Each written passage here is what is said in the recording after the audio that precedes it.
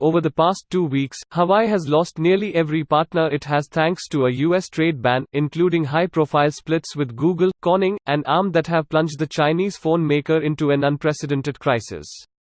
But some of its major partners are staying quiet, most notably Microsoft, which still hasn't put out an official statement on the ban. Microsoft did quietly pull Huawei laptops from its site, suggesting some kind of withdrawal of services, but we're still in the dark about the company's broader plans for dealing with the ban.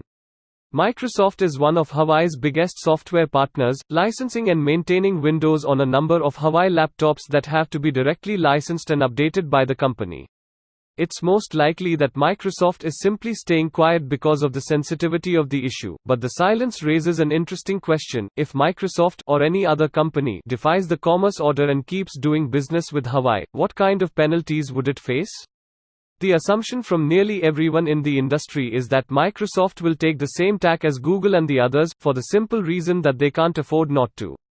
There's a raft of penalties for companies that defy export bans, ranging from civil fines to denial orders that would place explicit limits on what the violating company can export, all administered by dedicated export enforcement investigators. If the violations are flagrant enough, there can even be criminal penalties, like a case in May that saw a New Jersey man convicted on conspiracy charges for exporting weapons to Ukraine. But given how much Microsoft relies on government and international contracts for its business, there would be plenty for the company to lose before the threat of jail time was even raised. It's not just US companies that need to be careful of this kind of penalty. As law firms are rushing to clarify, anyone who licenses technology from the US has to abide the same restrictions, which effectively means cutting off partnership with Huawei.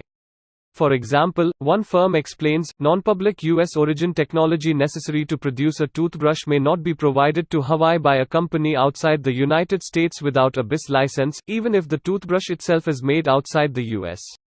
That risk goes a long way to explain why companies like Arm, which is based outside the US and provides chip architectures rather than manufacturing itself, are still steering clear of the ban.